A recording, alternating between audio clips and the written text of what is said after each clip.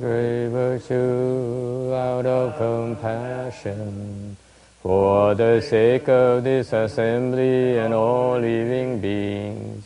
Please turn the wonderful Dharma wheel to teach us how to leave suffering, attain bliss and birth and death, and quickly realize non-birth. Cung thính đại đức tận tình, vì thứ ba ngôi cấp nhất thiết chúng sanh.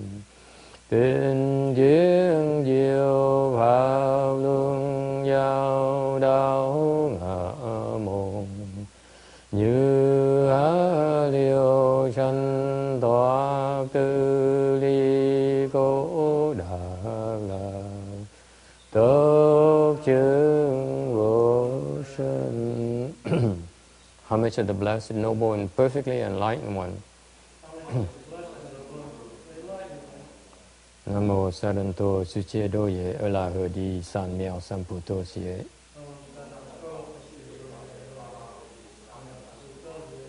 Nam mô Tát Đắc Tha Tô Ya Đa Ya A La Ha Đệ Tam Miệu Tam Bộ Đà Tọa.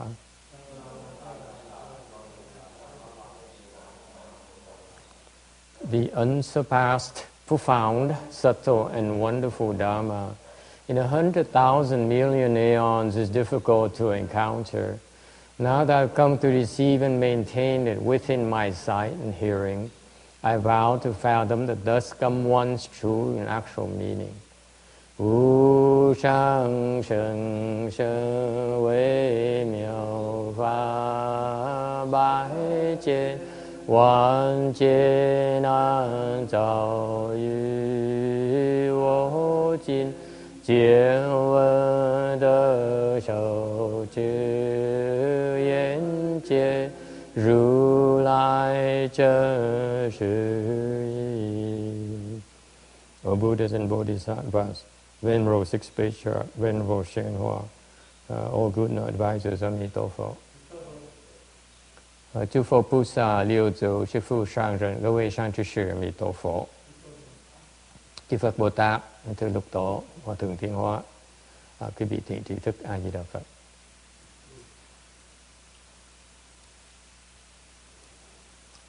Okay, today is the 24th of June. The last weekend of June for here, the temple, for the month. And we gathered here in Rosemead, California to discuss the Vajra Sutra. We are on slide 198.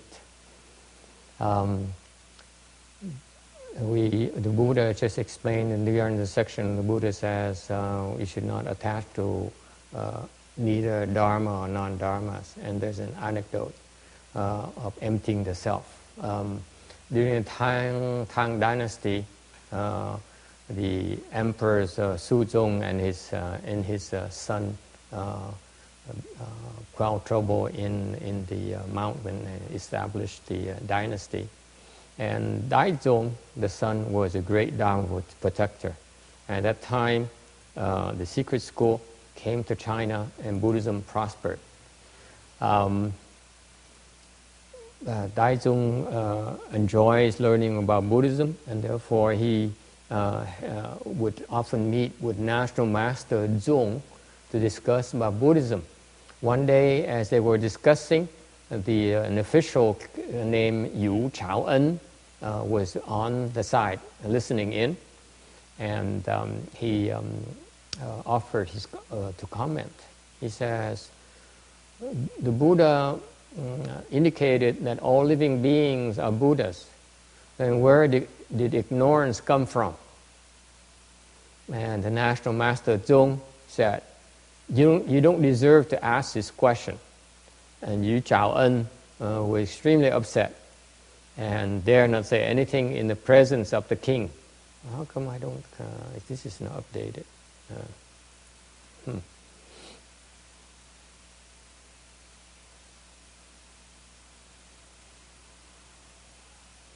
And he he barely could contain himself because his face showed extreme anger. And the National Master Zong looked at him and said, ignorance arises from this.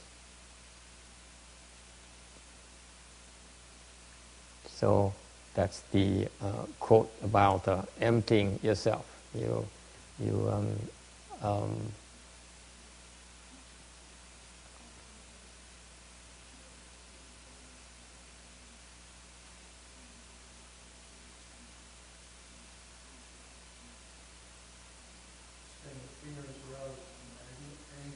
I'm sorry?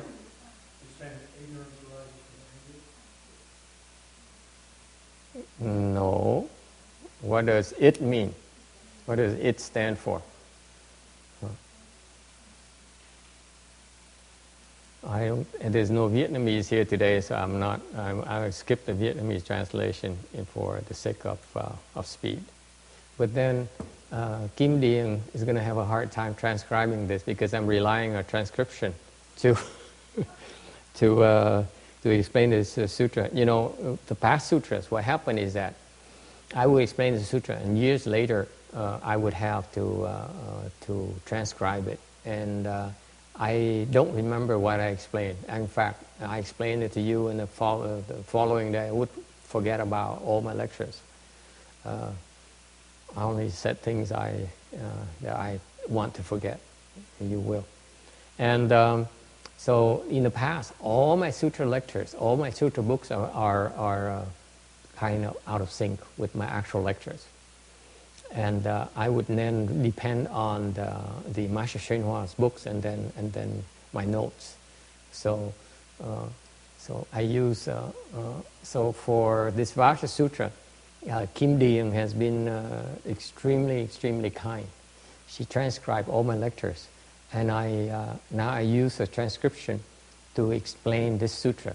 So I need to, and it's extremely beneficial because I say things in a lecture that are not from the notes.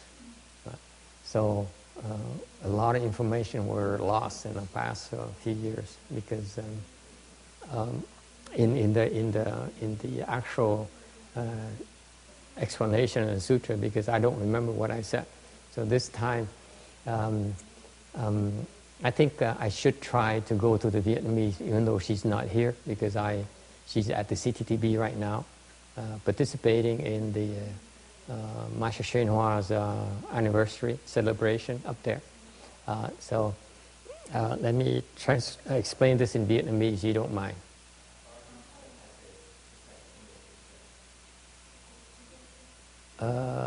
Yeah, that would save time, yes. All right. Okay. So, okay, fine. Let's do that then. And we don't, you don't need to translate into Vietnamese. I need one kind of transcription to kind of tell me what to record what I explain with the sutra. Because it turns out I prepared this sutra like 2 years ago, more than 2 years ago, and so I don't remember a lot of things I thought back then as well. So, all right.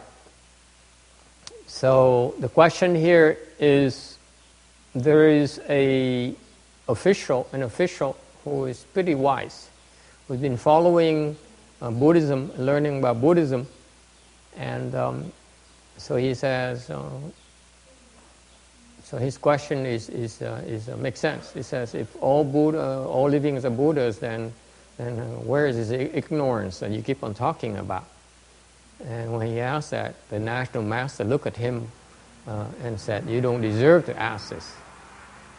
And because he could not contain his anger, he showed his anger, which is kind of rare for a court official, when you think about that.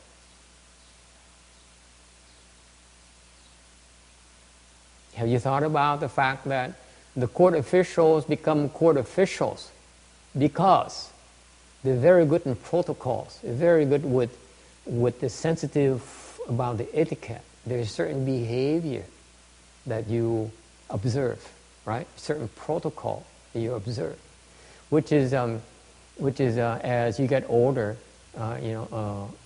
culturally, I grew up in the Western way, Western system, where I emulated the Westerners by simplifying the etiquette and protocols. As I get older and become more exposed to the Italians and the Japanese and the Chinese, and the Vietnamese and so on, you realize that there are certain protocols in different culture. Even the Westerners have certain protocols. Take the example of the British monarchy. They're very heavy in rituals and protocols. So you see that and as I get older, I realize that all these rituals and protocols are the important part of the communication process. If you're not sensitive, you offend some people. They will never forgive you if you violate those protocols. Okay, so it's part of a learning process that you need to learn and be sensitive to. And so this particular official here, a high-level official, to be able to stand next to the king when he talks, and when he discusses the principles of Buddhism to his teacher. So this official is superior, is very, very, very wise person and very high-level person. So he must know a lot about protocols. So for him to show anger in his face is very unusual. Don't you think?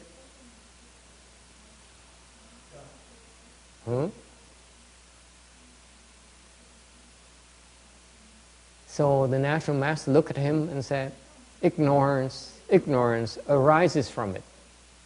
So what does it stand for? What do you think?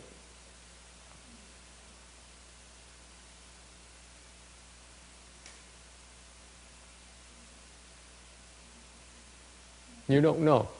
The Buddha says, I don't know. Yes. Yes? What does it stand for?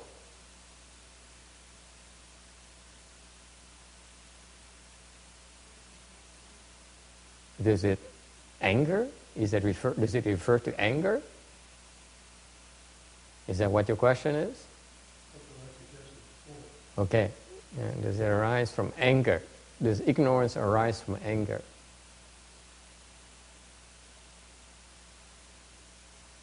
No, it does not. Anger is a form of ignorance. Right? Okay? So what does it here refer to? This is a national master. He must... Yes? That's right. Didn't he say that you don't deserve to ask? Wasn't that the answer to his question? He didn't mean that you don't deserve to ask. He made him mad because he could show where it came from. Precisely. Very good. Good thing you disappeared, Randy, because you came back a much better person. Keep yourself busy. Very good. This is the beautiful thing about these chant stories. You don't deserve to ask here is actually the answer to his question. Okay?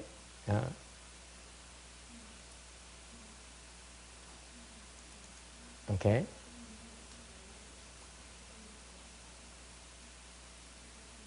So what's the meaning of you don't deserve to ask then, Randy?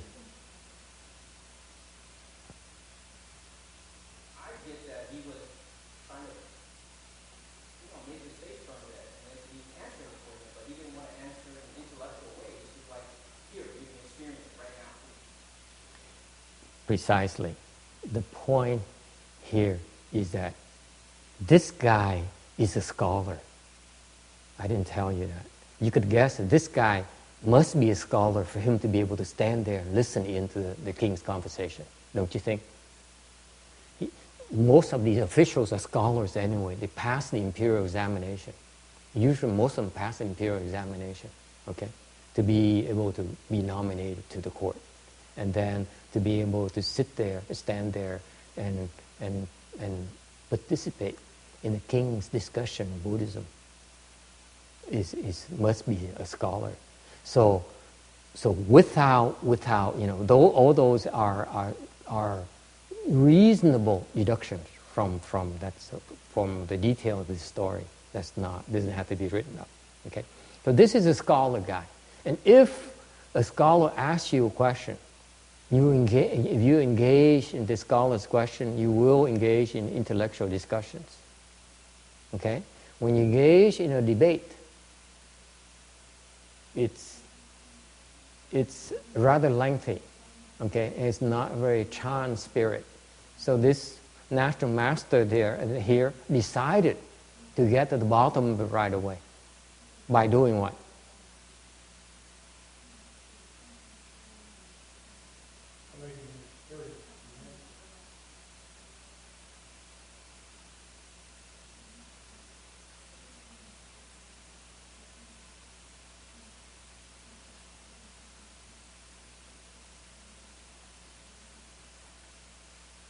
By showing where ignorance is.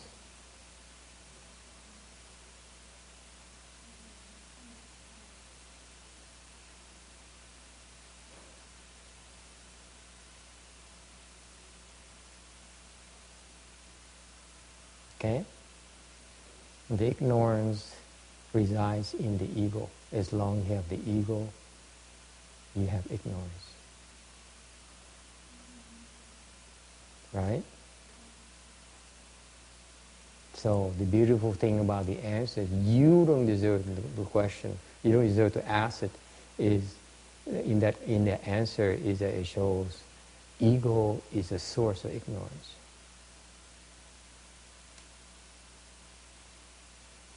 Okay? And you don't get it. You don't even realize your ego is the source of your ignorance.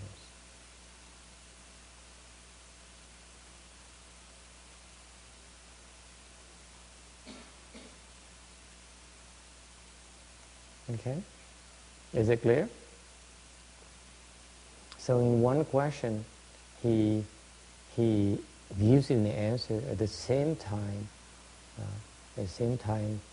He showed this guy. He gives him the proof as well. Does it make sense? So, my fun about this story, the fun part for me about this story is that it's very not uncommon for the Chan teachers when they teach.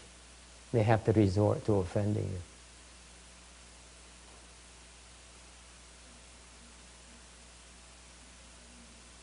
Okay? So,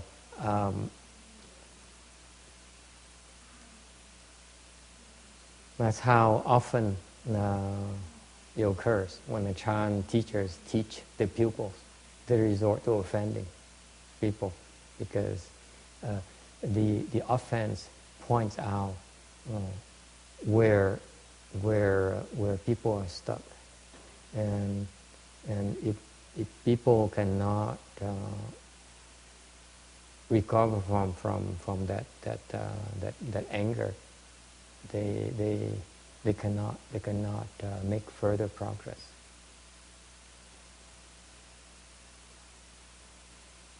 Okay, so it's a kind of brutal way to teach, but sometimes it's necessary. And there's some people who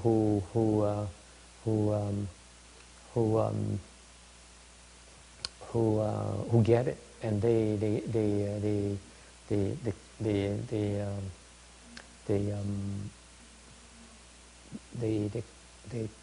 pass the test.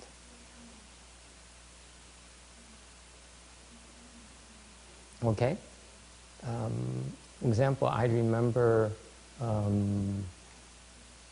Master Lin Ji, who is the founder, the patriarch, the first patriarch of our lineage, my lineage, the Lin Ji lineage that I earned, that I got from my Vietnamese master. Today is Master Shen Hoa, my Chinese teacher's anniversary. So I talked about him this morning, and it's fair that I talk a little bit about my Vietnamese master as well, because I do have half of my bloodline came from a Vietnamese as well, which trace its roots back to the Chinese Lin Ji, the Chan Master Lin Ji. That's my lineage, okay, my bloodline for the Chan school.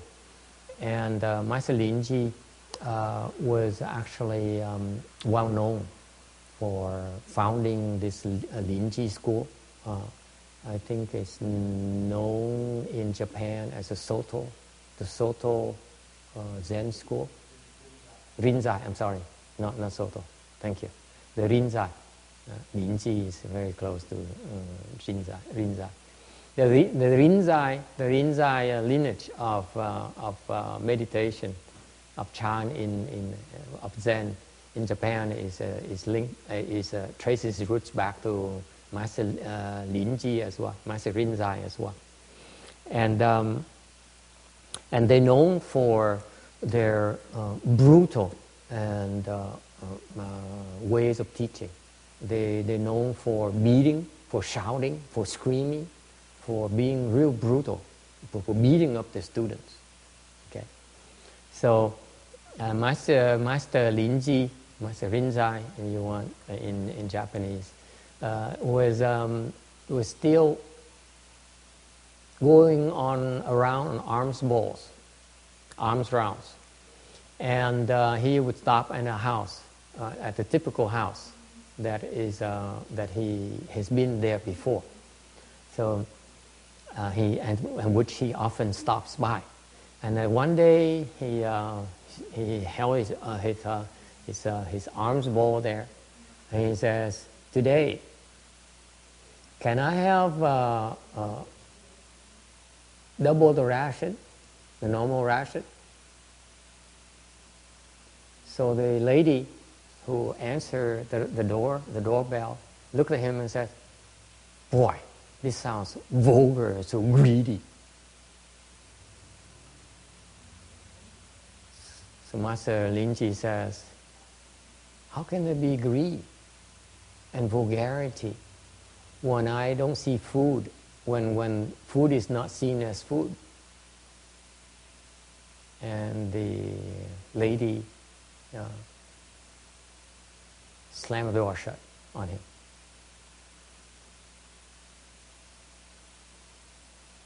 Okay?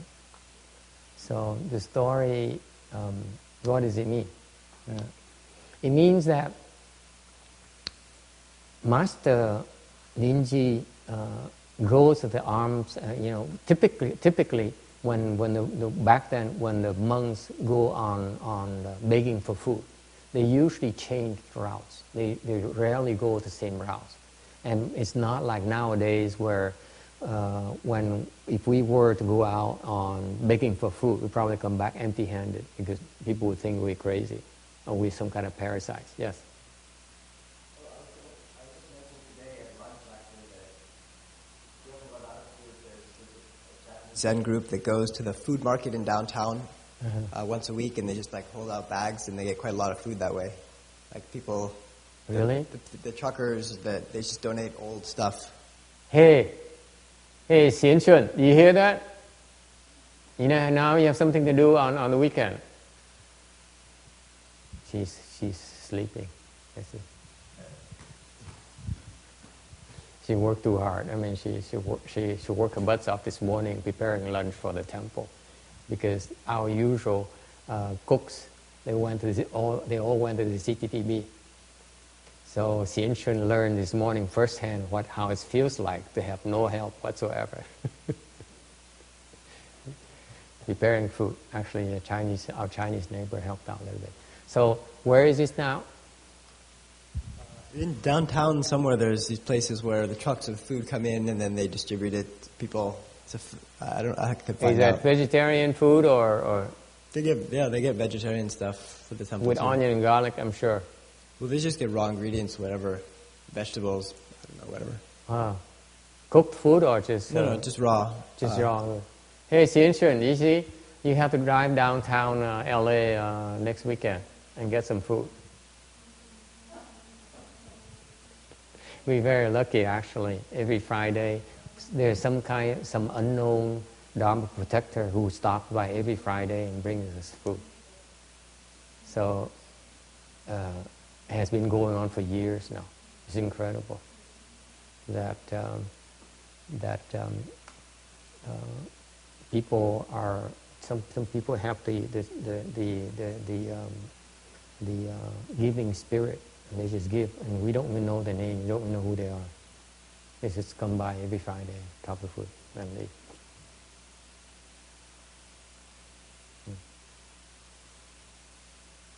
And anyway, so yeah, you should find out where it is, and so that we can tell people, so that they can the other temples, they can go and get the food if they like.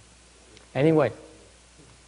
So you typically in the old nowadays we'd have a hard time going out and on the arms on begging for food because the culture is not there.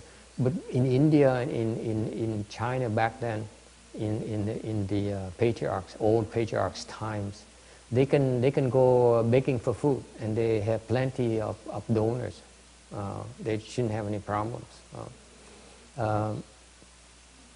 So they rarely go through the same path again. Okay, but this patriarch Rinzai Linji, he stopped by that house quite a few times, and then one day he decided, can I have double the ration today, please? The woman immediately reacted to that and said, "You're so greedy and vulgar. That's the same thing. You don't deserve this offering." So he explained to her. So what happens? Okay. The reason he came back is because he found this woman here to have some potential. Okay? So every time he comes and she makes an offering to him, okay, he observes her and says, okay, she's better today, and so on and so on. And then that one day he decided to teach her. Right? So he put, in order to teach, okay, whatever is taught, okay, it usually comes in the form of a test to verify you get it. Okay. And so the test, he says that I'm gonna ask for more, twice the ration, twice the offering, portions. And how she reacted. So what did she do? She reacted to it right away. So she failed the test right away. Right? The thing about the Chan test is that you take it, you don't react. You get that, Roberta? No matter what people say, you don't react to it. If you react to it, you say, this is so mean. Then you fail the test right away. If you really have samadhi power, no matter what people say or do, you have no reaction to it. You are thus unmoving. You get it? Okay? Does it make sense? You don't react. This woman reacted. She says, "You're so greedy and so vulgar. You're unworthy to be a monk," basically. Okay? What am I doing giving you food? Right? And so he found himself having to explain to her. He says, how can you call it greed and vulgar if food is not seen as food? So his man is very kind. His monk is very kind. He says, you're wrong. Okay? You're seeing it as food. I don't see it as food. You're seeing it as twice the offering. I don't see it as twice the offering. Whether you offer 0, you offer twice as much, or 3 times as much, is the same to me. You get it? And what does she do? She reacted further, didn't she? She slammed the door on him.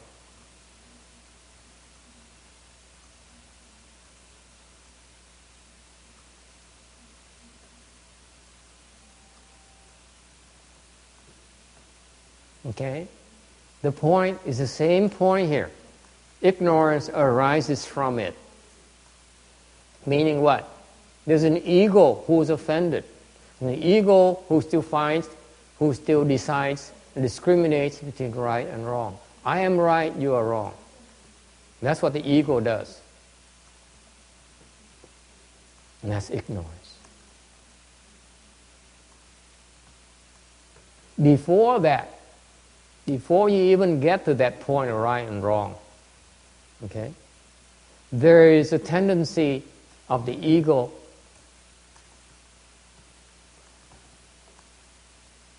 to find faults. That habit energy of finding fault in others. Okay? That is lying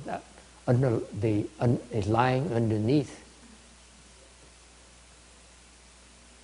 the propensity to judge people.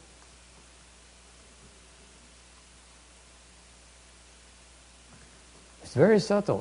When you cultivate long enough, you meditate long enough, you recite the mantras long enough, you reach a point where you see that the tendency, you understand that there's a tendency to find fault in others. We enjoy finding fault in others. It's called arrogance. We think superior. When we find fault in others, aren't we superior?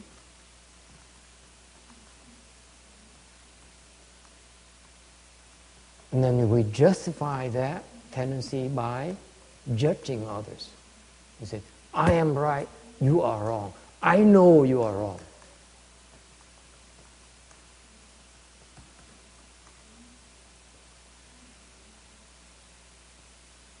Okay? That is ignorance.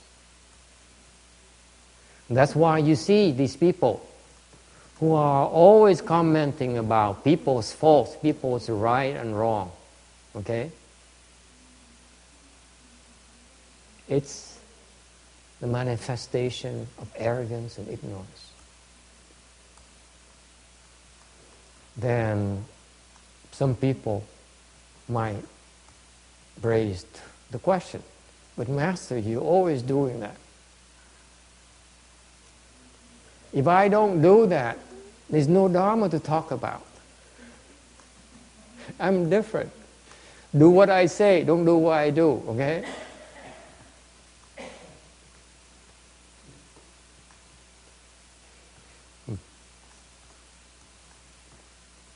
Any questions about this? Is it clear now, the question? Ignorance arises from it.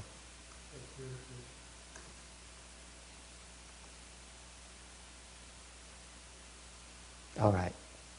199, that's the Chinese version of that. Chinese version of that, and the 200 is the Vietnamese version of that, of this story, and slide 201. This is the last part of the sixth section, which says proper belief is rare. Regarding that principle, the Tathagata often says, all you bhikshus should know that the Dharma which I speak is like a raft. Even Dharma should be relinquished, how much the more so non-Dharmas.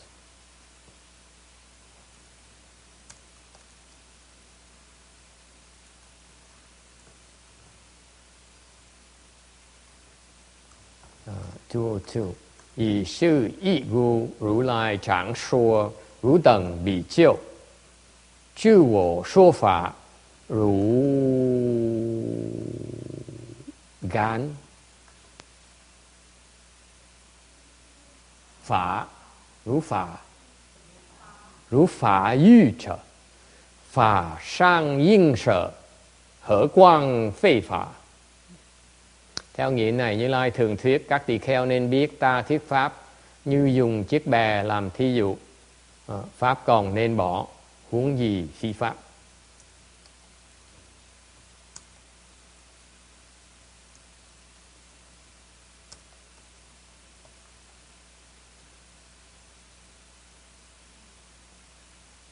Okay, this is a very famous, one of the many famous quotes on the Vajra Sutra. It says, the Dharma that I preach is like a raft. The notional raft is often used in Buddhism that arises from this particular quote from this particular sutra. The raft is a concept that's used as a means to cross the sea of suffering, the sea of birth and death. You need a vehicle that you must use to cross the ocean. So the raft is like a dharma. It's just that vessel that you use to cross that river of birth and death. And so before you have ended birth and death, you need to use that raft. You need to use those various means to cultivate, to make it through the river. Okay, and once and it says, and the Buddha says, even dharma should be relinquished. How much more so non-dharmas? And once you cross over the sea of birth and death, then you should no longer be attached to your means of crossing, the means you use to cross over that raft. Okay? If you don't drop it, then you still are attached to that raft or to the dharma you use to cross over.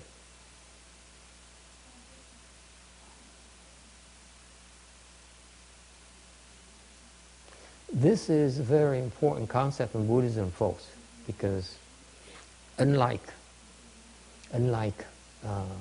the non-Buddhist teachings,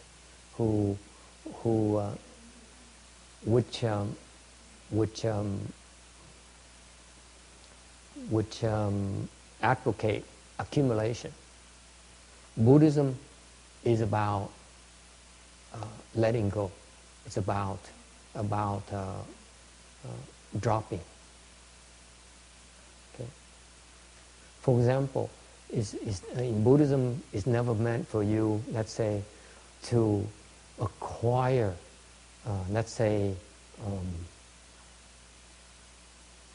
spiritual penetrations. The emphasis is never to obtain spiritual penetrations. Okay.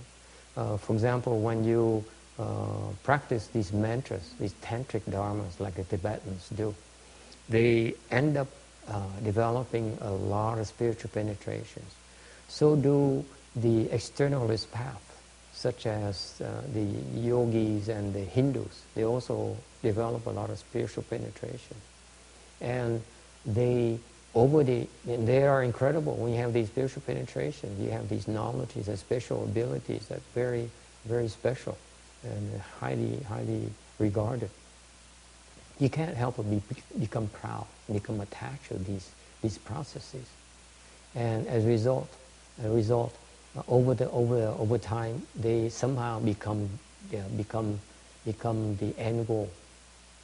Okay, they don't realize that all these things have occurred naturally as part of your progress. There's no need to be attached to them. Okay, and that's only in Buddhism where you find that we stress since day one the proper dharma. The Chan spirit, Mahayana spirit is always about helping you detach. It's not about hoarding. It's not about accumulating at all. Okay, so we don't emphasize We don't emphasize spiritual penetration. We don't emphasize gains. We don't emphasize advantages. We emphasize wisdom. Wisdom is about letting go. Okay? Wisdom is about the ability to drop and to be free and to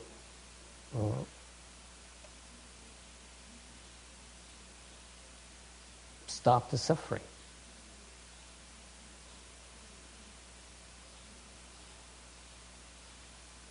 Okay? Any questions or comments?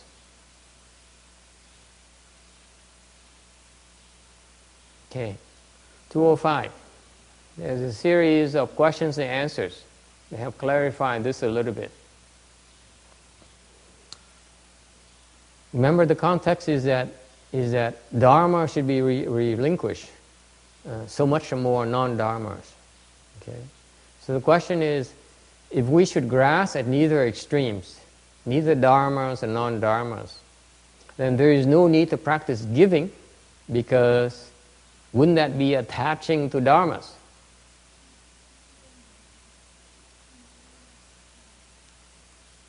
I don't know where to get this answer from. I think I read the question here in Chinese somewhere, and the Chinese answer is very long. And so I didn't quite like the answer, so I gave my own answer here. So the question is from the Chinese source.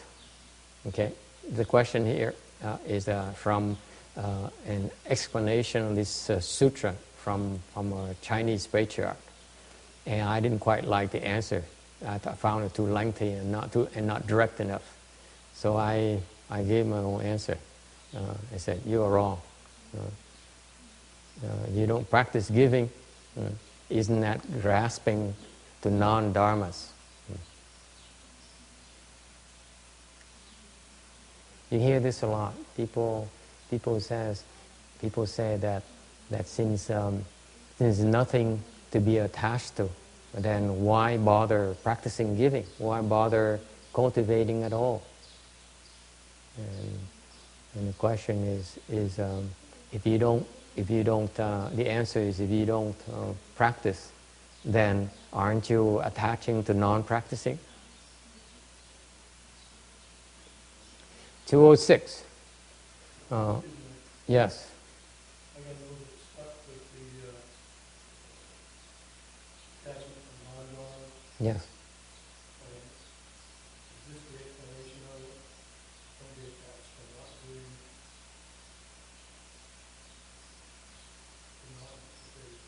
You're attached to not doing because of non-dharma. Come again. You attach to? Not giving.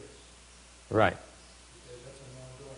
Right. Okay, so that's an example. Right. So I was a little bit confused with what you mean by non-dharma. Because everything that anybody does is a dharma. No, Dharma here, that's why I've been spending time to change it to a capital D. That's a good point. That's why I notice there's a subtlety here that could be confusing to some people. Dharma is here with a capital D, is short for Buddha Dharma. A Buddhist Dharma.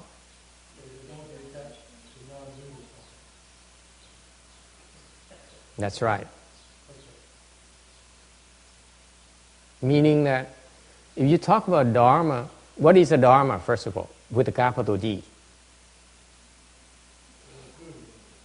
The Dharma is something that the Buddhas and Bodhisattvas taught us to help us, and so for us to use as a raft across over the sea of birth and death. That's what a Dharma is for. So far, so good? What is non-Dharma then? Non-Dharma is something that's not taught by the Buddhas and the Bodhisattvas.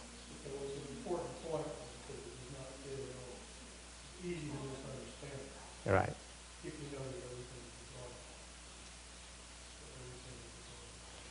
Everything is a Dharma with a small d. Okay? Charlie is his I'm sorry? Charlie is his Dharma, Bird said his Dharma. Right, right, right, Pusher said his Dharma. right. Okay?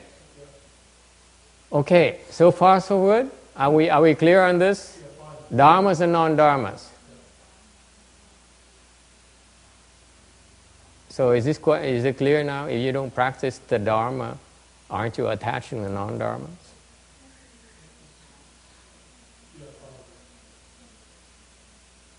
So the question people will ask, many people will ask you is that if everything is empty anyway, everything we must detach from everything, then why do we bother cultivating?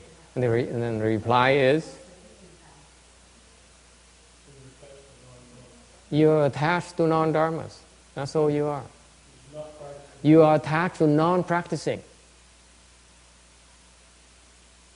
That's the real reason. And you don't even see it. Okay? 206.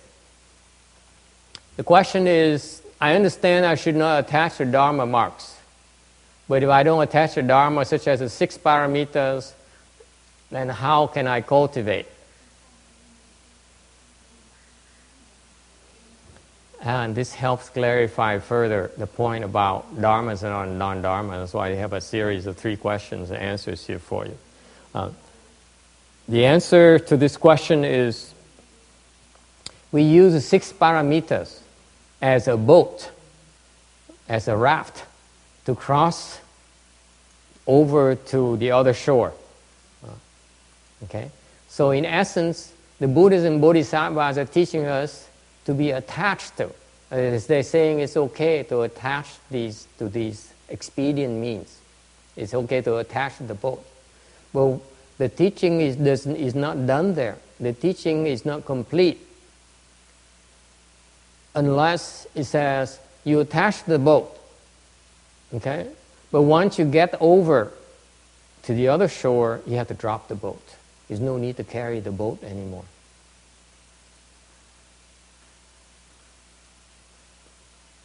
And that's what you find to be the nature of the Buddhist teaching. They tell you to attach to something to eventually tell you not to attach to it. That's the only way to teach Buddhism, by the way. By presenting both sides at the same time. Well, eventually, not at the same time. Okay? 207. The question says, it's called wonderful Dharma because both Dharma and non-Dharma must be relinquished. But isn't that rather confusing? And the answer says, both the Dharma and non-Dharma cannot be spoken. So isn't it wonderful that the Buddha found a way to express them?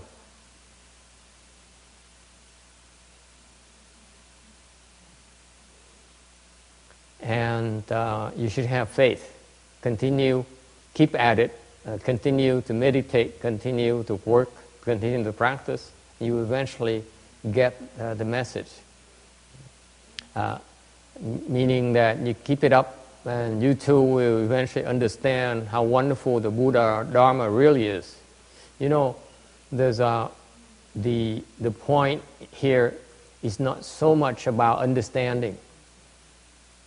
Okay, because the question here, isn't it rather confusing? Confusing is that this person has a hard time understanding the Buddha Dharma. And the Buddha Dharma is not about understanding. You cannot possibly comprehend the Buddha Dharma or the teaching its entirety at one shot. The Buddha's teaching is by layers. For example, when the Buddha taught the 4 Noble Truths to the first 5 bhikshus, when they heard it, they became enlightened. They became arhats. They didn't become enlightened. They awakened and they became arhats. After the Buddha finished speaking the 4 Noble Truths, The Four Noble Truths are, this is suffering, there is accumulation, there is the way, and there is extinction. Okay? So the Four Noble Truths are suffering, accumulation, the way leading to extinction. Okay? When the five bhikshus, when the bhikshus heard the end of the sermon, the three turnings of the Four Noble Truths, they became arhats.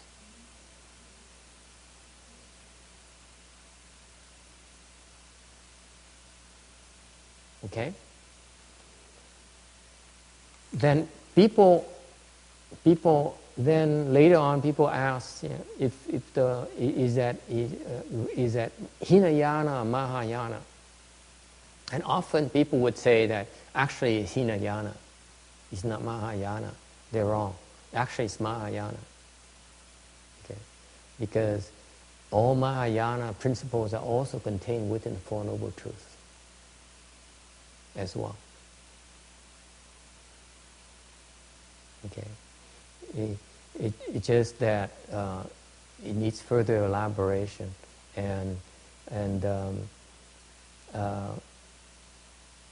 if the bhikshus, the five bhikshus, continue to cultivate, they too will understand Mahayana. Okay? Any questions or comments?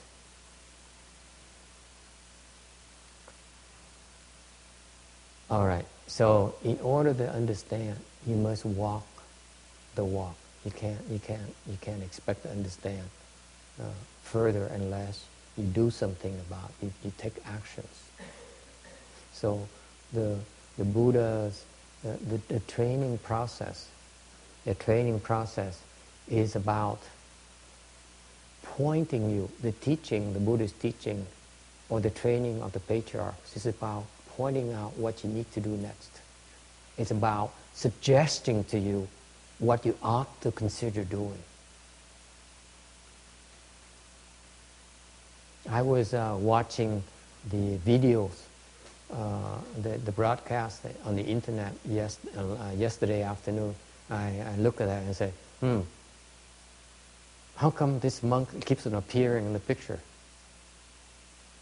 So my reaction, I said, he should not sit there. And when you look, when to the third person, I was talking to Danny. I said, and to the third person who listens to it, the reaction is, gee, I'm jealous, or I'm making a comment that's irrelevant. No, the comment is very relevant to me, because the comment is meant to help him. Not only him, but his colleagues. Because his colleagues should have told him that. He said, don't sit there anymore. Okay? So, the fact that they don't even make the suggestion tells you that either they don't care or they don't know how to help him. The teaching is about pointing you, bringing you to the point where you have to decide, are you going to do it, or are you not going to do it? If you don't do it, you are stuck where you are right now. You will still insist on knowing that you are right and someone else is wrong. Okay? You are happy with that decision, that's your life. We'll respect that. But if you're willing to be more humble, and recognize that there's something you don't understand here, and you need to take a chance and walk through there, okay? To walk through that gate, walk through that wall, be willing to confront your own weakness, your own suffering, so that you can understand, okay? Then you have a chance to break through your confines. So, it's not about helping you understand. It's not about helping you comprehend. It's about helping you break through your own walls, all four walls you put yourself, that you surround yourself with. Your ego surrounds yourself with. And the good knowing advisor's role is to point you to that door, to give you that escape, to give you that raft. Is it clear?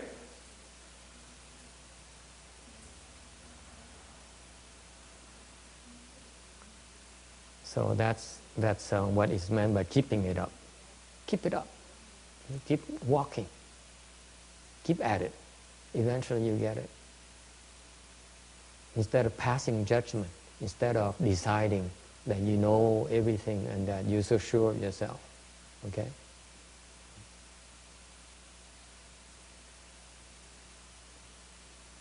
All right. Any questions or comments?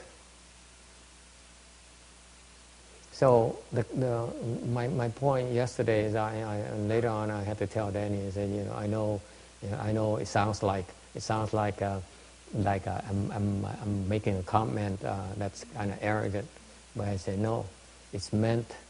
All the comments are meant to help people understand, and not only I didn't explain it to him yesterday, not only to that monk, but also to his colleagues, his co-cultivators.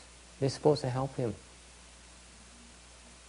None of my business. But they're supposed to help him understand that. Unless they help him say, don't walk through that, don't cross that line, he will not be able to understand. He'll keep on making the same mistake over and over and over again. Is it clear? And the good knowing advisor is helping you cross that, go through that gate, or help you not go through the wrong gate. Okay? All right.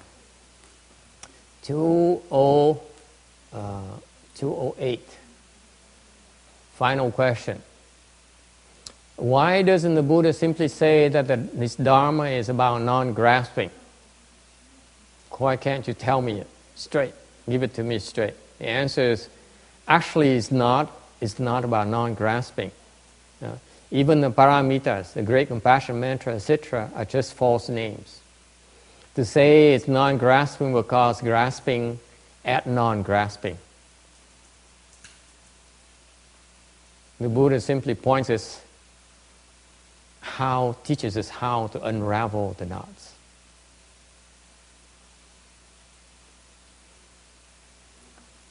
This is a third of the three questions that intellectuals and people like to understand tend to ask you.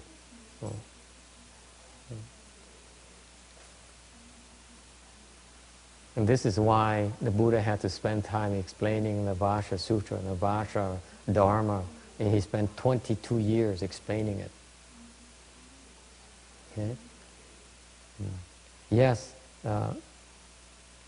You keep on hearing that the Vajra Sutra teaches about detaching, about non-grasping.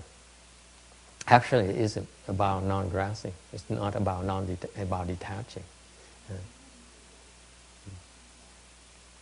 The name, even detaching, is just a false name. Okay? Any questions about this? Is it clear to all of you, the answer? Or are you completely lost? Or are you simply sleepy from a delicious and full lunch and heavy lunch? Yes?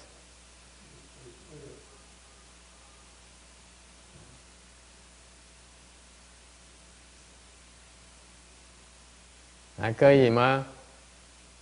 Huh? Okay. The wonderful thing about the Buddha's teaching, or Master Shenhua's teaching, because I go through the process and I observed how wonderful the way he taught. I'm also lucky in that I received some help from other teachers as well on how I was taught. And it's the same thing, the same theme. It's about teaching you how to unravel your knots.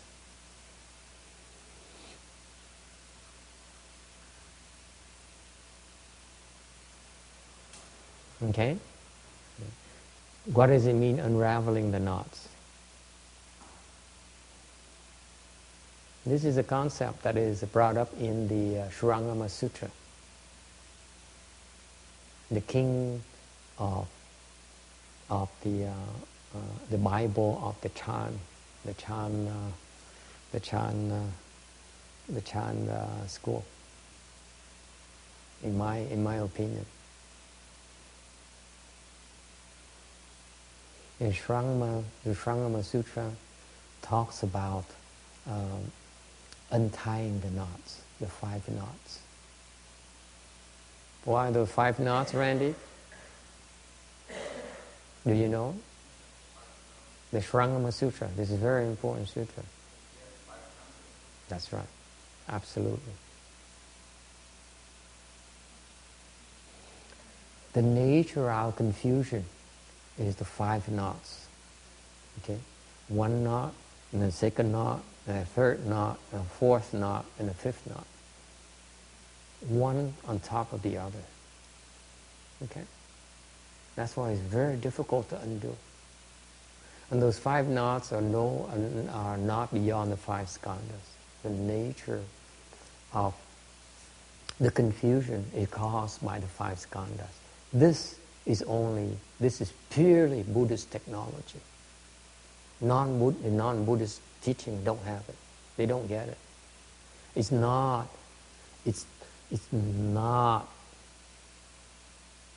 cannot be imitated by the non-Buddhists because they don't get it. Okay?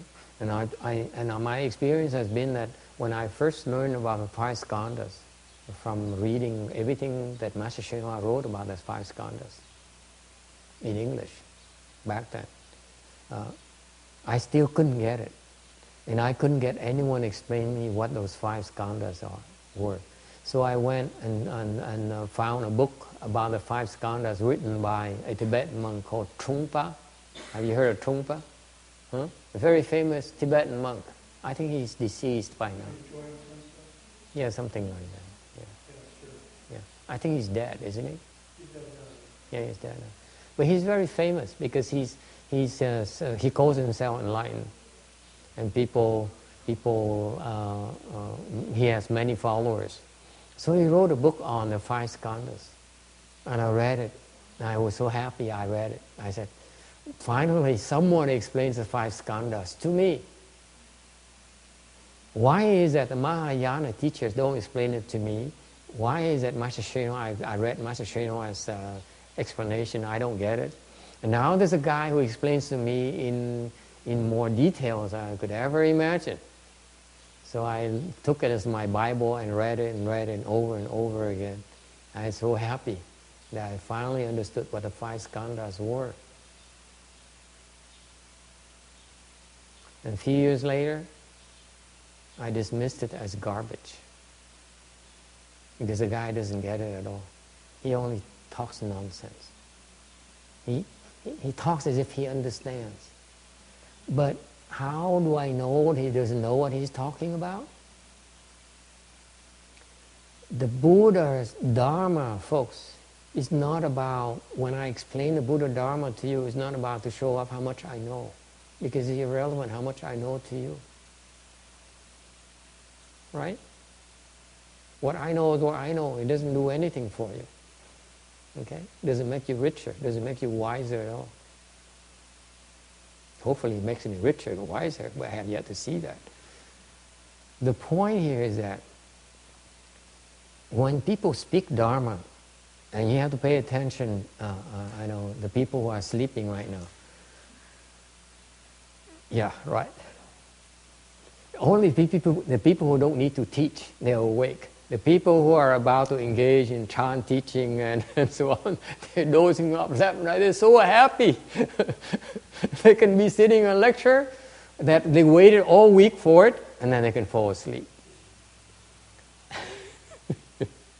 And you cannot imagine, folks, when I was cultivating, how much I thirsted to be able to ask a question when I listen to a lecture. This is why all my lectures now are open-ended.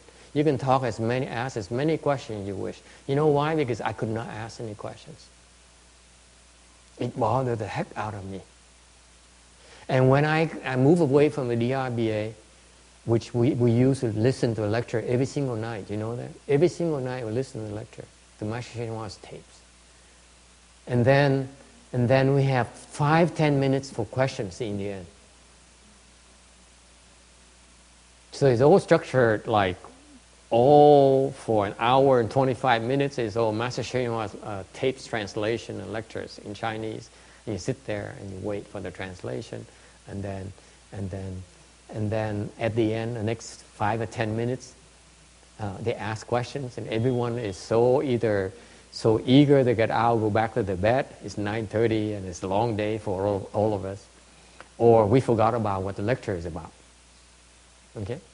Sure. If you don't get it, you don't get it right away. You have to wait 5 more minutes, you forget about what you don't get because you have more things you don't get, right? So what are you going to ask now? There's too many things you don't get. So I was, and then you have all these people who, and sometimes people would ask questions, and then the answer is always they beat around the bush. If there's a Dharma master there, he didn't give you a straight answer. So after a while, people don't ask questions anymore. Since after a while, people drop the 5 or 10 minutes, final 5 or 10 minutes. Only Heng Shu would allow them to ask 5 or 10 minutes. No one else would. Okay, so that's why when I was cultivating, I was hungry for the ability, for the opportunity to ask questions. When I moved away to the other temples and people allow me to ask questions, I ask questions, and the answer is way off the mark. Okay, so now when we have our lectures, we allow you to ask questions, and then people fall asleep. This is incredible. Yeah. And this morning, just to gossip, this morning I got up and at 4:05 we're supposed to have morning ceremony. No one's in the Buddha hall. And they're still sleeping right now. Can you imagine? 4:05, no one's in the Buddha hall. I was here.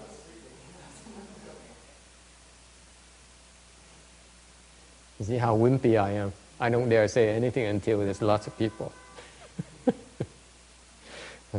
So, where was I? Unraveling the knots. Okay.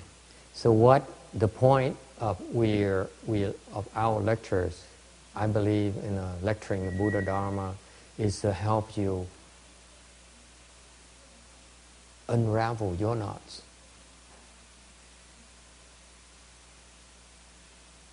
It's not about telling you how much I know. What I know is irrelevant. Okay? So that's why the question and the answers are very important to us, to me personally.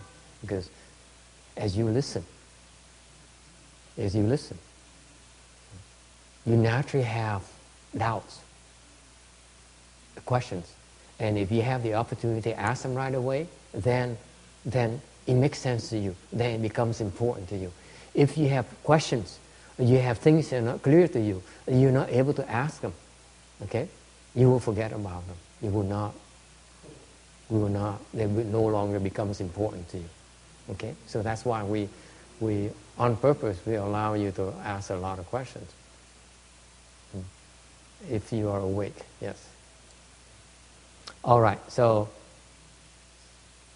asking questions, hopefully the answer we provide you will help you unravel the knots. Okay. Anyway, so this guy here, this guy Trungpa, when he explained the 5 skandhas, he showed how much he knows about the 5 skandhas.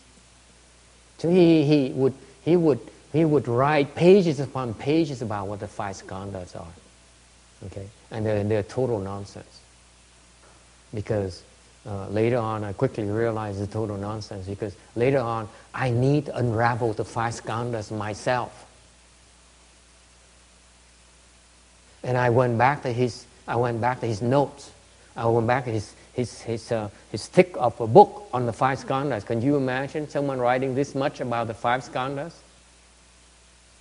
How impressive it is! It's about the same size as the thickness as my bequeathed teaching sutra. He wrote that much about the five skandhas. So I went back to it eagerly. I said, wow, this is my chance to unravel my five skandhas. I found his instructions to be a lot of bunk because they have nothing about unraveling the knots, the five skandhas. Unraveling your knots. It's all about him. His nonsense, his garbage. The guy does not understand a thing about the five skandhas. My point here is that if you really want to learn about Buddhism, folks, it's not from the books. You read the book, you will not be able to do it. You have to have a good knowing advisor who will show you how to unravel the five knots.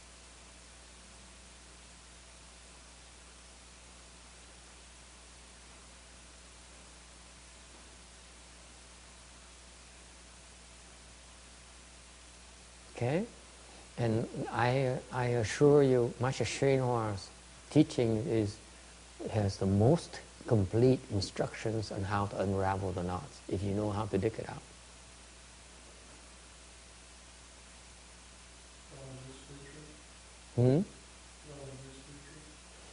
Not in this sutra. This Master Hsuan explanation, this sutra is not that clear about how to unravel the knots. Okay? Why is that? Because this sutra is not about how to unravel the knots. Not yet. Not yet.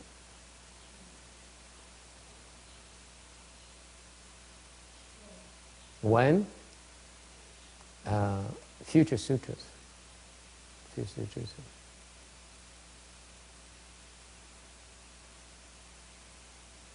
Let me rephrase it for your sake.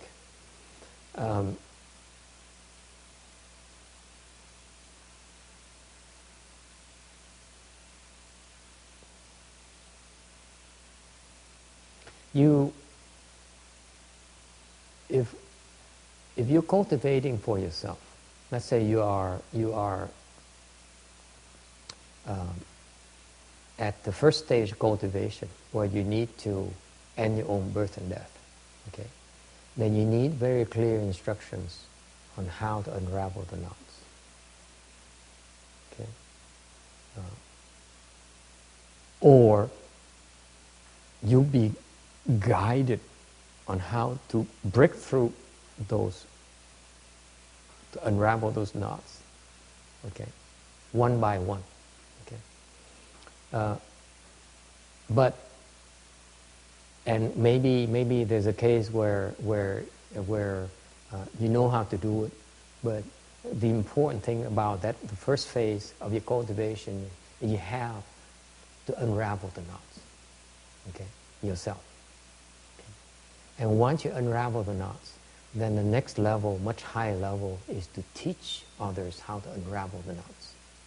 That's different. But the point here is that you need to unravel the knots before you can understand, before you have true wisdom. The reason that you need to go to a Buddhist teacher, okay, is because only the Buddha, the Buddha, Shakyamuni Buddha, is the only teacher who taught us how to unravel the knots. No one else did. No one else can. As far as I'm concerned, for your information, it's just one small-time monk's opinion. Okay?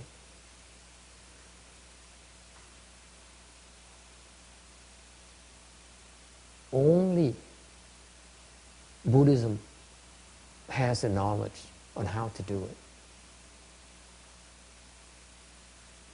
Okay? No one else does. So that's why eventually, it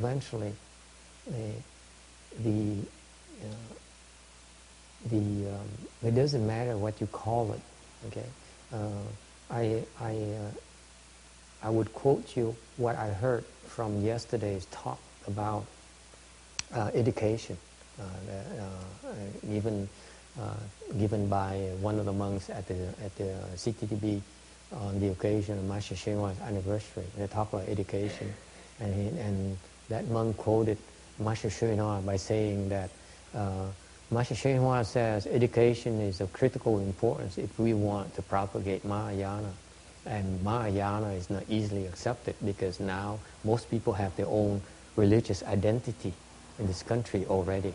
Okay, so for Buddhism to take hold in this country, we need to not label it as Buddhism, but as the teaching of wisdom, the teaching of happiness, the teaching of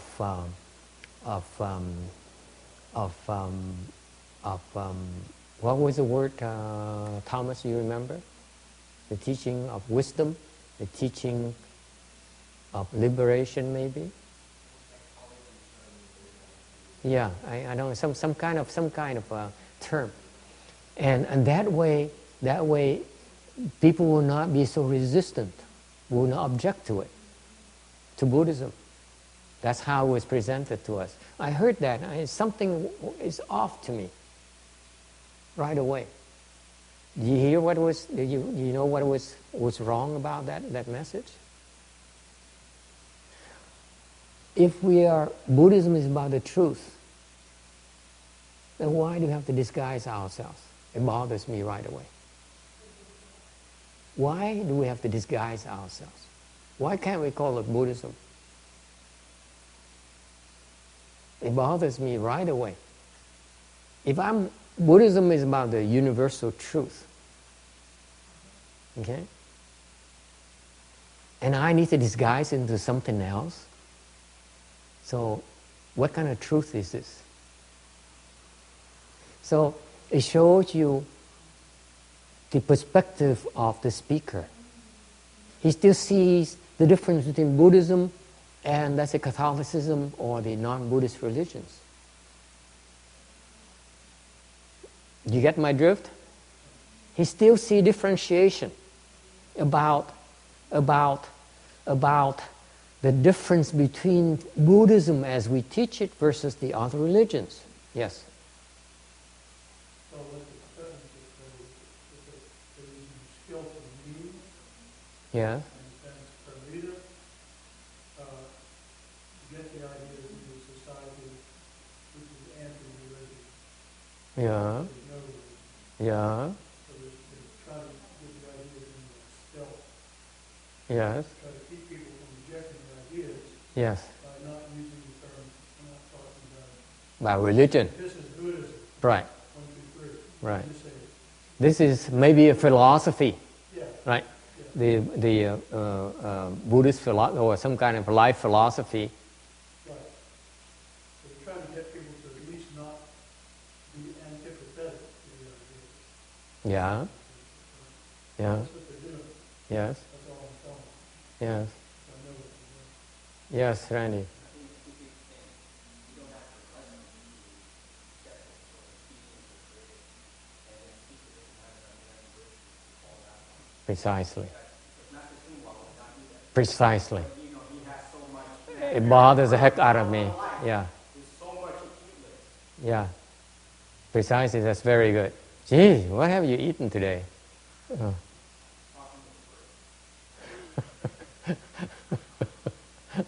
That probably helped. No, brother, you don't need the 5 knots, and that's it. That's it. That's it. You can convince, you can teach him that. Then there's no need to undo your knots anymore. What bothers me is that still the distinction between Buddhism and non-Buddhism, between the Buddhist teaching versus the other teachings, and the fear to be able to fear of parlaying the truth, of communicating the truth. Fear rejection. Okay? It's not necessary.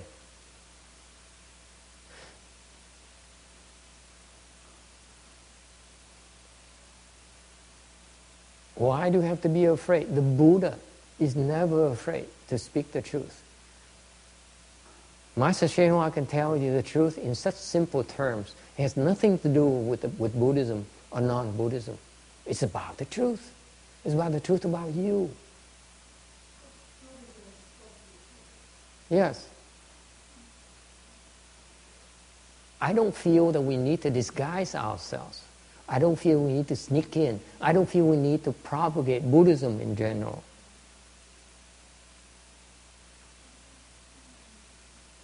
Okay? Because there's no contention.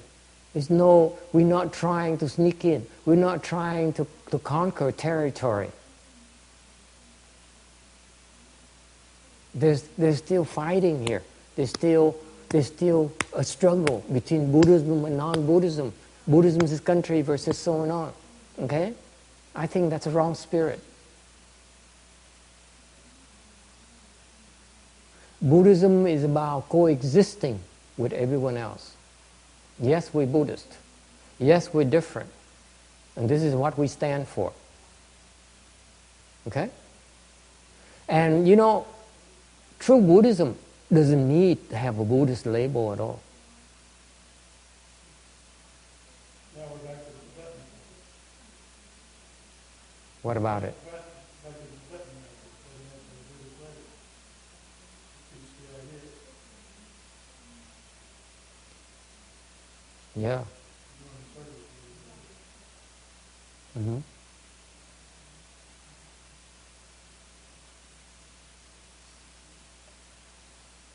Any questions or comments? However, I do agree that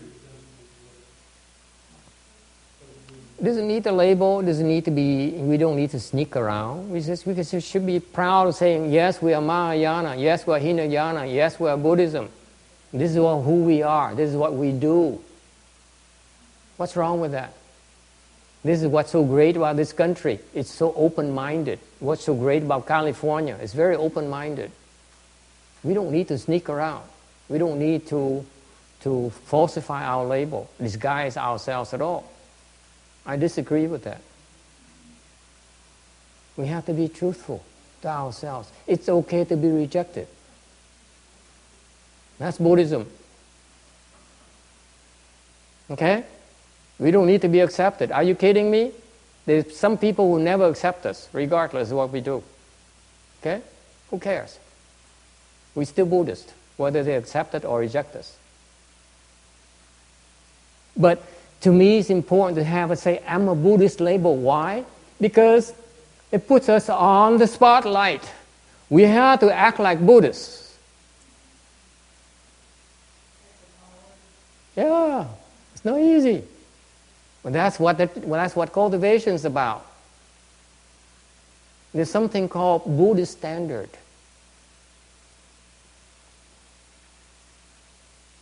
Okay? The Buddhist standard is that, what? We don't need to sneak around. Are you kidding me? We don't need to be liked. We need to be true to ourselves. We don't need to be understood. The Buddhas and Bodhisattvas understand us. That's enough. Because we aspire to be like them. As long as they approve of us, it should be okay, we hope.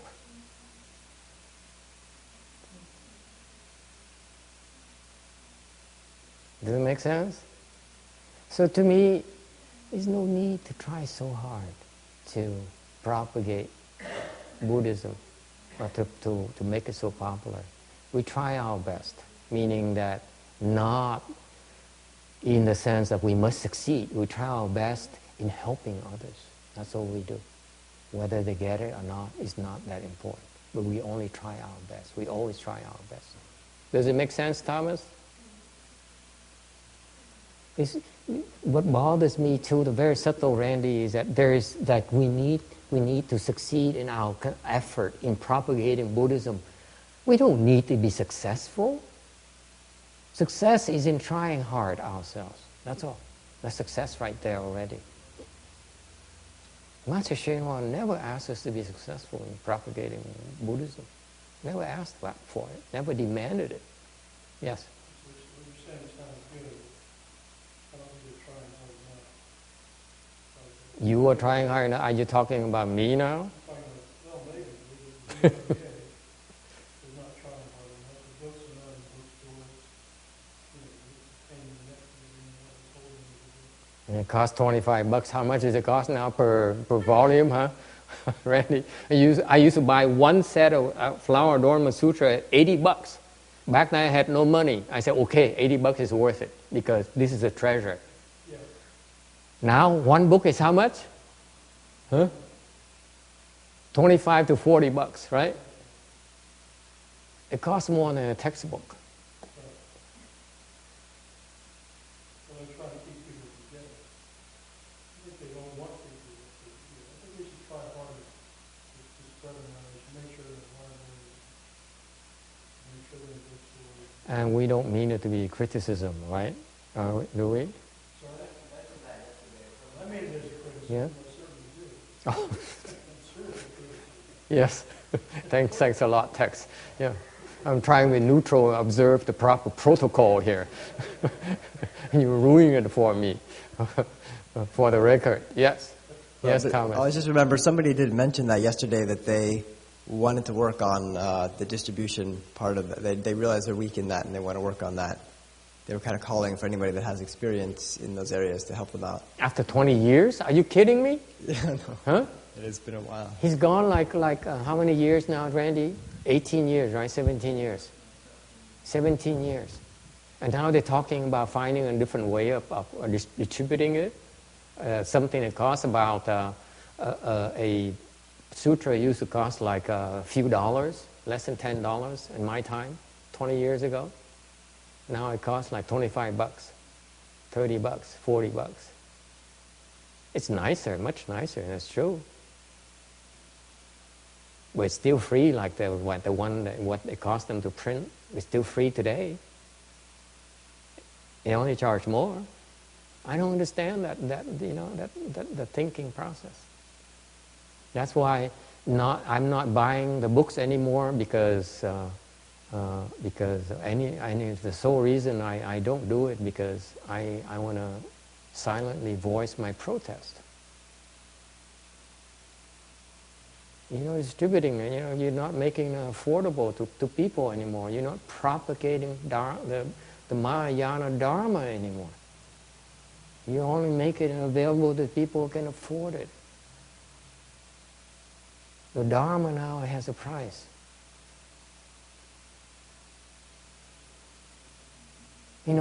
For the Flower Adornment Sutra, in chapter 1 has 4 volumes. Now it costs more in 4 volumes what I used to buy for the whole set for Master Shenhua.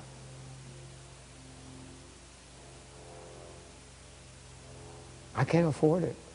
I tell you, I can't afford it. The Dharma is too expensive for me.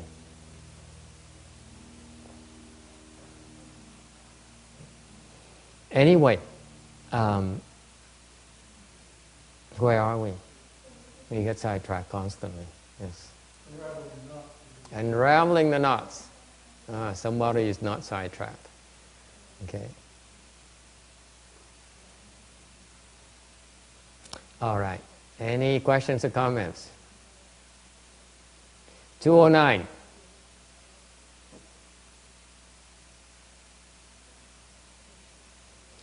In order to get it, to get the message, you need repetition. You have to keep on doing it over and over again. You listen to the same thing over and over again. I did listen to Master Shenhua's teachings in English and tapes and books many, many times over. Sometimes 30, 40 times, 50 times. And you often, in the process of listening repetitively, listening and reciting and reading it, okay, in the process of doing that, there's a natural contemplation and illuminating process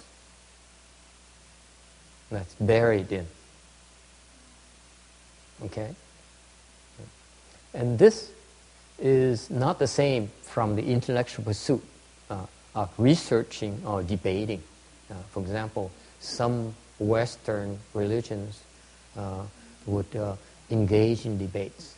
For example, a certain clerical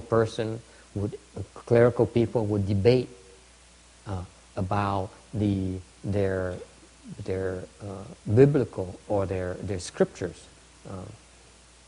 and point out the highlight, and it's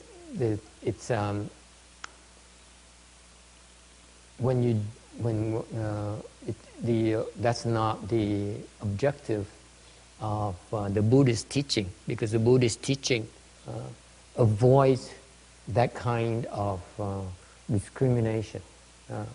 Then some of you might say, now how come the sages would debate each other and so on? Right? You hear in the Buddhist sages, the Buddhist teachers also engage in debate. What's the difference? What is the difference?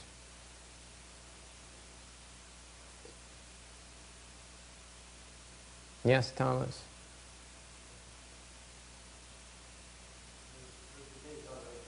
The intellectual level, are they?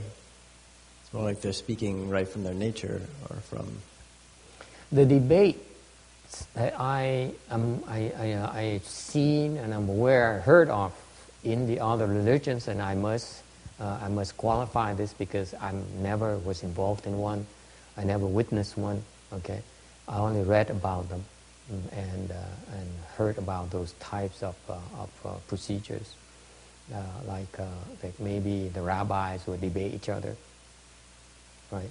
Or the scholars would debate each other on various religious faiths. And it seems to me that those types of debates have different objectives. The objective of those debates is to show the superior knowledge, the superior understanding of one person over another. Whereas the Buddhist sages, when they debate, it's for what reason? What do you think? I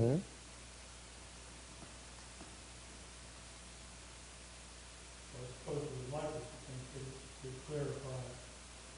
The Buddhist debate is not really a debate. It actually is a teaching session. The Buddhist debate is from one higher level person going through what? The what? Unraveling the knots.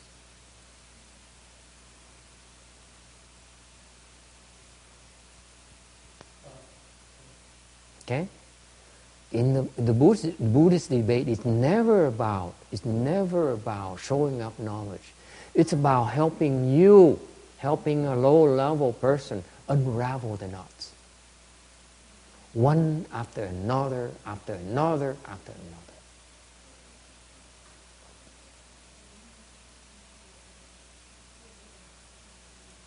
Yes.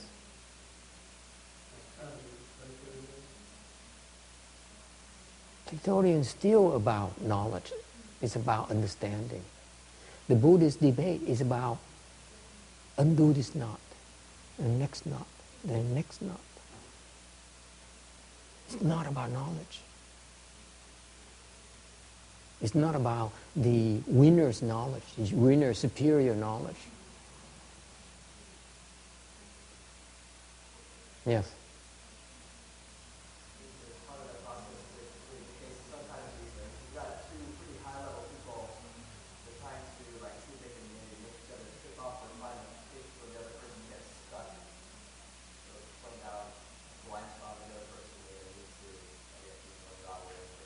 That's right. That's right.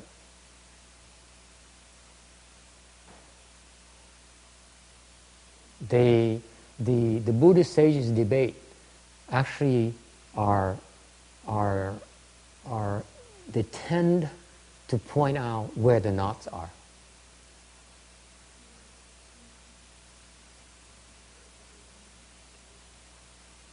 Okay?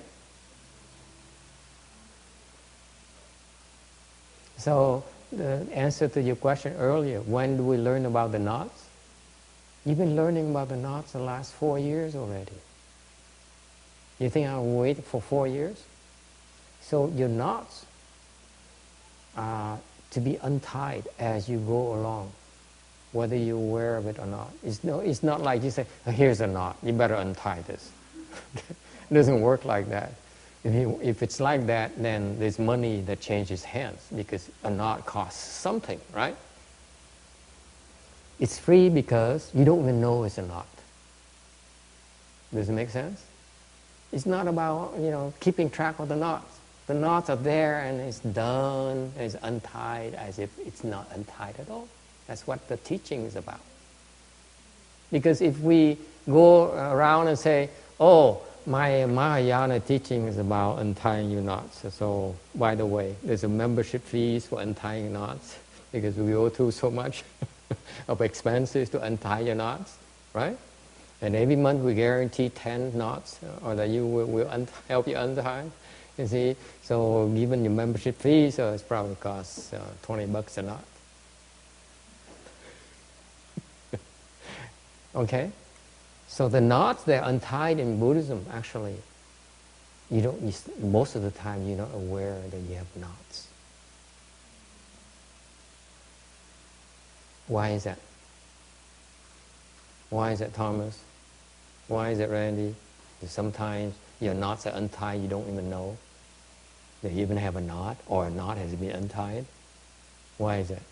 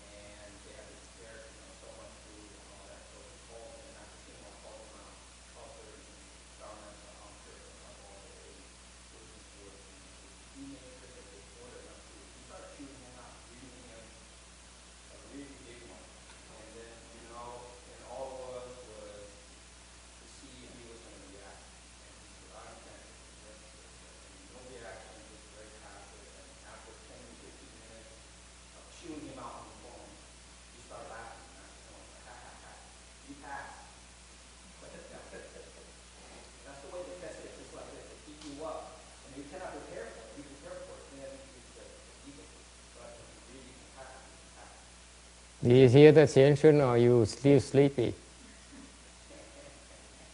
You know why you must be stressed out now?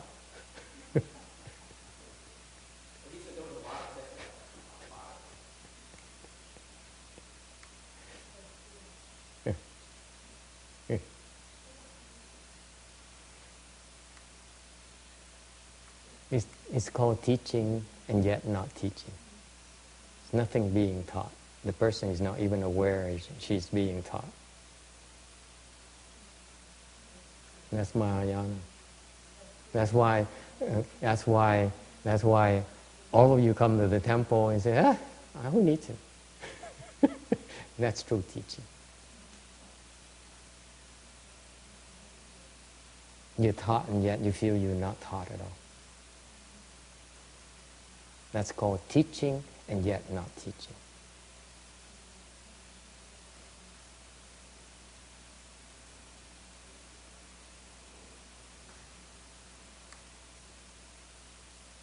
Okay?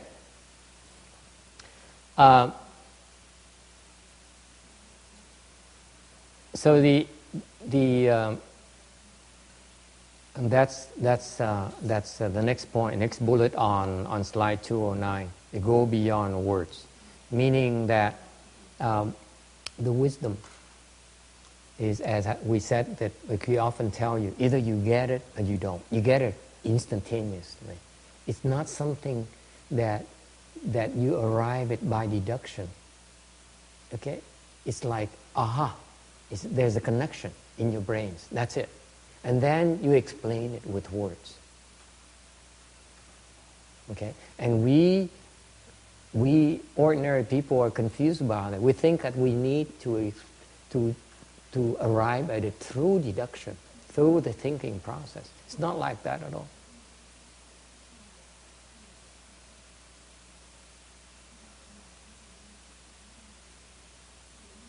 Okay? So what happens is that once you understand it, then you find a way to explain it to others. And sometimes you have a hard time verbalizing it. Very often you have a hard time verbalizing what you understand. You just know it's right, it's wrong. It's this, this, that. It's proper, it's improper. It's good or it's bad, clearly. Okay? But you have a hard time expressing that, putting that into words. Because you're not trained to put into words yet. Okay? But you just know it's just the right thing, right? Your guts tells you that it's the right direction. It's the right thing to do. You just know it, but you don't know how to justify that. And the more you think about it, the more you talk yourself out of it. Happens to you? Happens to me all the time. Okay? You know it's the right thing, and then you think about it, and you know, oh, no, I'm not going to do this. Okay? So, but this is what happened to the sages. We're talking about the sages when they understand the principles, when they open the wisdom, okay? And they become enlightened, let's say, precisely. They become enlightened. That knowledge there, that understanding there, that awakening there, cannot be expressed in words. Okay? There's no way for them to explain it to you. No way.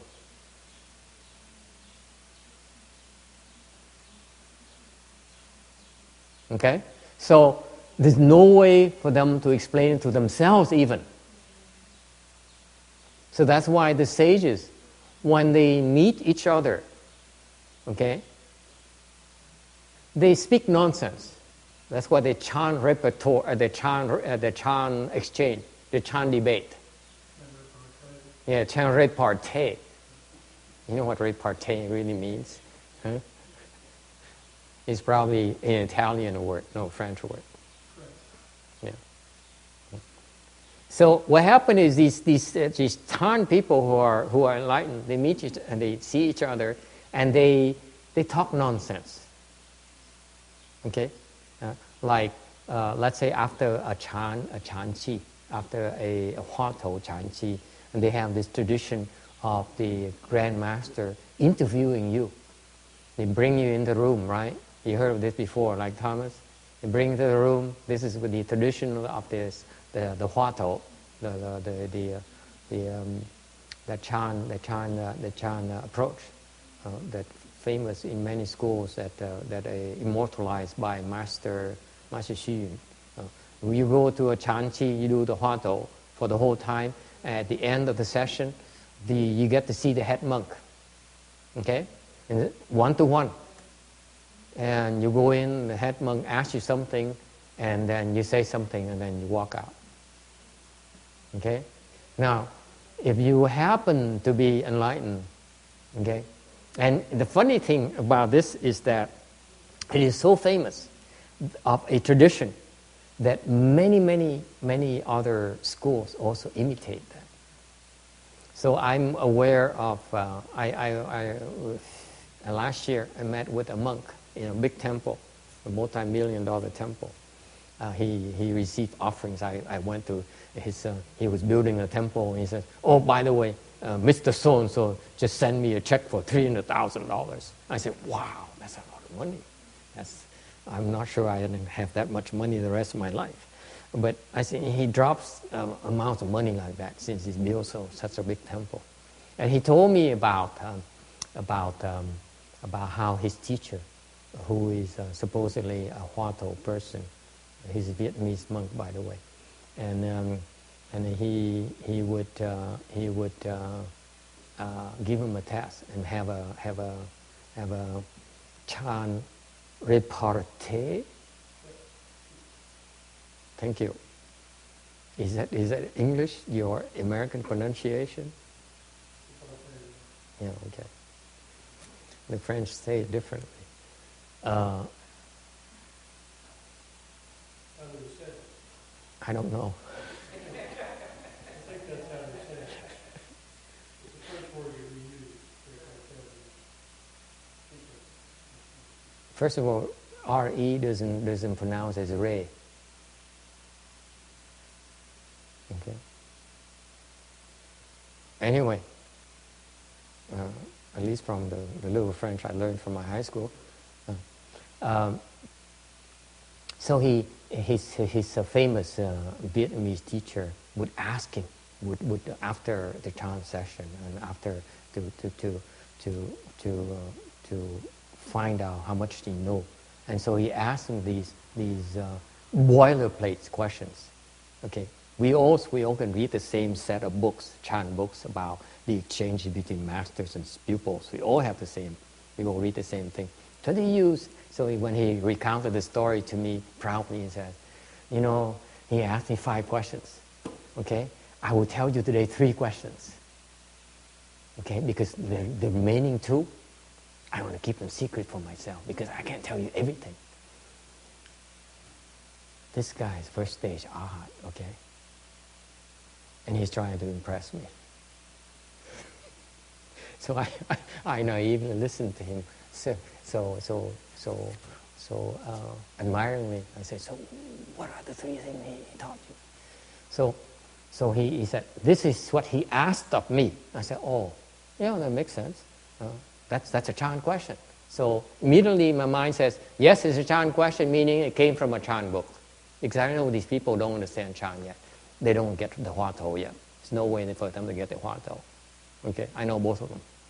Both the teacher and the pupil. I know where they are. There's no way for them to get the Chan Hoa Tho. So they use the Chan questions to test each other. And this guy said, with that kind of question, this is what I answered him. And he was so proud. And I said, "No, that's a wrong answer. If you understand Chan, you would never answer that."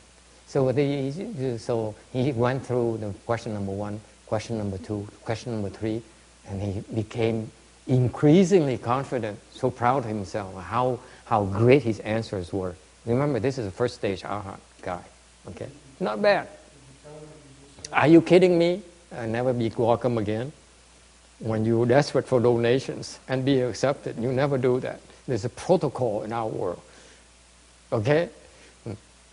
So by the time the 3rd question, he gave me the 3rd question and the 3rd answer. He said, see how great the answers are, and the questions are so difficult to answer.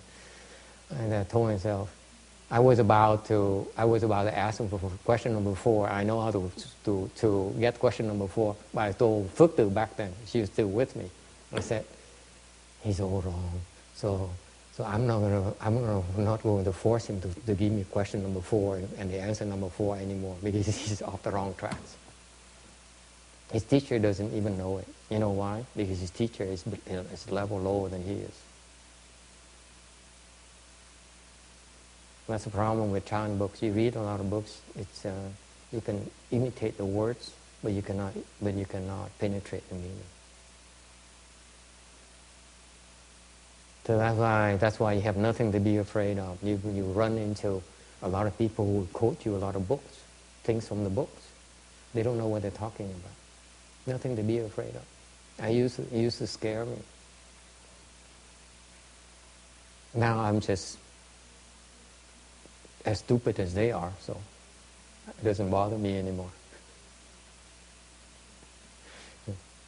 But the Chan teachers, during that Chan,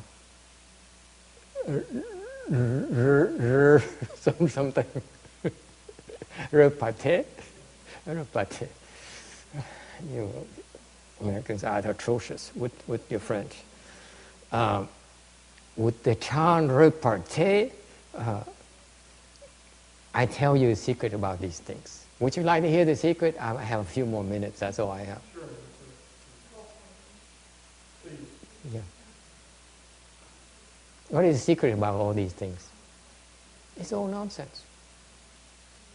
You're not saying anything.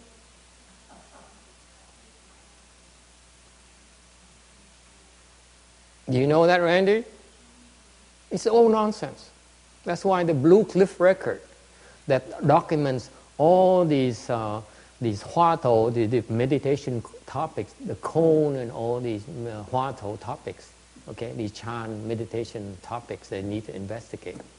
Okay, and they say, this is a topic and this is how you need to understand, and this is how you need to look at it, and this is why the topic, why you need to ask about this, or need to investigate this way. And it's all garbage. Why? It's all nonsense. When, during the interview, okay, what happens is that the teacher looks at you and recognizes where you are already. Okay? So his or her question, is only to verify it. He only needs verification, confirmation. He doesn't actually have to ask you anything. Whatever you answer him only verifies your level. Okay? That is for you unenlightened people. But between enlightened people, what happens? Same thing. They don't need to ask anything. They don't need to say anything. So whatever they say is nonsense. You get it? That's my proof.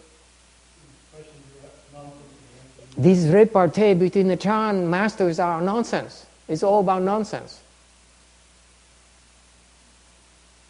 So why bother?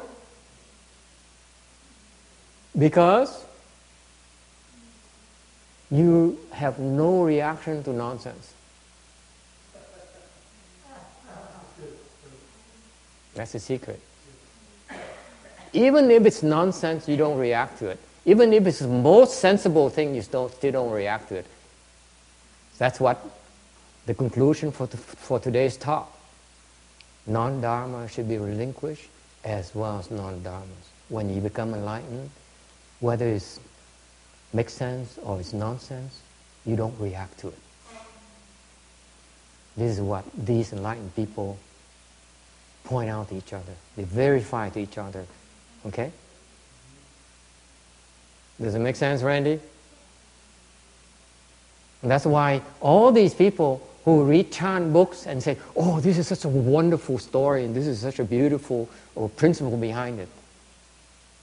There's no principle behind it. Yes. I'm running out of time, folks. I'm running a tight ship from now on. Yes. Yes. In Western countries, these nonsense things are all written down in books that you can get all over the place. That's what most people don't do as a minute. People say these things, and then you get a lot of self-taught people learn all these things, all these sayings in these books. Mm-hmm. They go around spouting them off at inappropriate times. Right. And Guess who knows?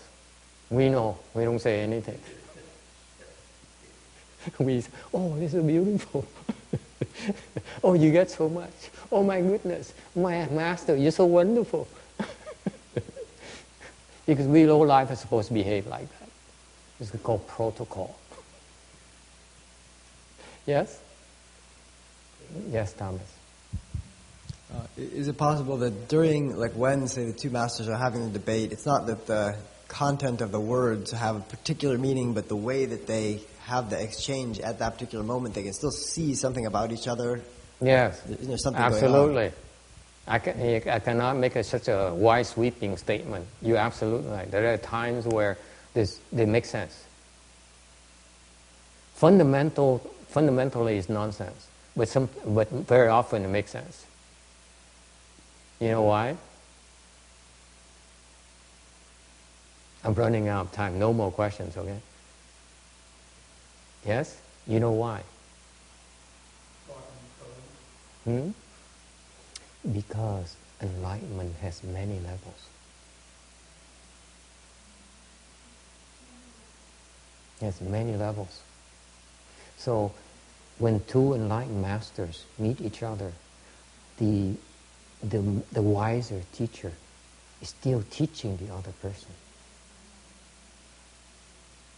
So it's nonsense, okay? But actually it makes sense to the other teacher, to the teacher. The teacher who's trying to teach. He's trying to point out to that person that he's still stuck here.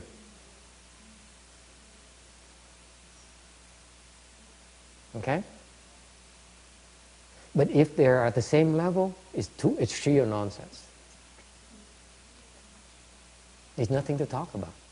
Okay? Then it's nonsense. But it's different levels. One is higher than the other. There's a teaching that's being exchanged. That's why, for example, when Master Xu Yun saw Master Xuan Hua, okay?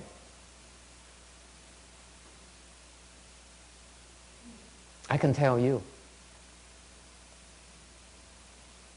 that he recognized that Master Xuan Hua was enlightened. Okay? But he didn't know what Master Xuan Hua was. That's my opinion. Randy, be careful, okay? When I say my opinion, I'm not sure. So you should not, please don't quote me. It's just my opinion, okay? He couldn't recognize the Master Xuan Hua word. So that's why he said, you are thus, I am thus. He's not trying to teach Master Xuan Hua. You get it? The enlightened people, they never stop teaching. When they see you where you are, you say, this is where you are. You have a problem here. I will help you. They always are trying to help other people. If they know more than you, they're trying to help you understand, unravel your knots. You get it? They never stop doing that. Okay? So, and they don't do that unless they're incapable of doing it. So Master Xu, I believe, when he saw Master Xuan Hua, he couldn't recognize who Master Xuan Hua was. So he didn't dare teach Master Xuan Hua. He says, yes, you are thus, I'm thus. See, that's nonsense. You ask me, it's nonsense. He does not need to say anything. Then he has to say something, nonsense, for us to record it. Okay? Because otherwise, he would always be teaching. He would say,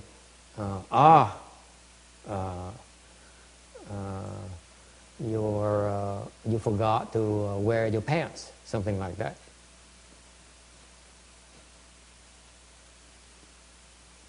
Okay? Any other questions? Okay, can we stop here today? Oh, let me finish this slide if you don't mind. There's one more bullet here. And what we talked about is consistent with what we're trying to talk about. Point number 3 here in slide 209. Because all these exchanges are to measure your reaction. Okay, remember the context of two enlightened people at the same level, then when they exchange things, it's about nonsense because there's no reaction to no matter what they say. Okay, that's a state of no thought. Get it, Roberta? You have no reaction because you have no thought. As long as you still get stressed out, then you have thoughts. Does it make sense? If you're stressed out, you're thinking too much. Yeah. So when you are able to suspend your thinking, that's when the wisdom light shines forth and you awaken.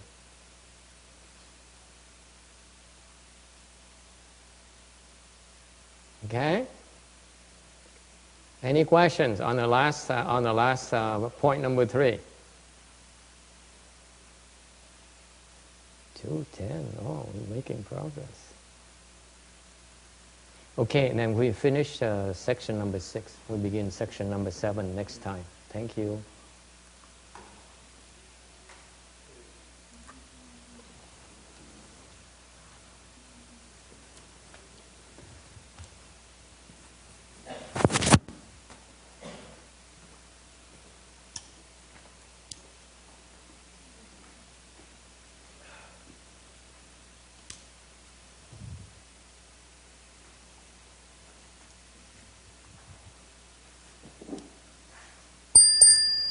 May these merits and virtues adorn the Buddha's Pure Land, repaying the 4 kinds of kindness above, in a threefold paths below. May those who see and hear all bring forth the Bodhi mind. And when this retribution body is done, be or born a land of utmost bliss.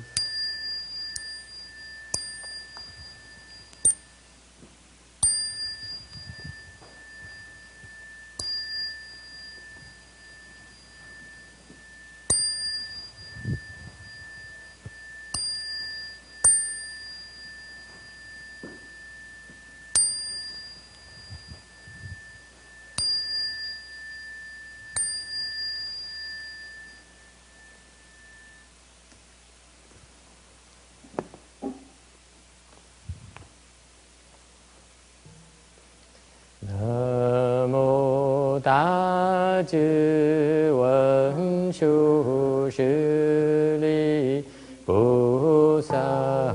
Namo Tát Vấn Shu Sư Li Bồ Sát. Namo Tát Vấn Shu Sư Li Bồ Sát.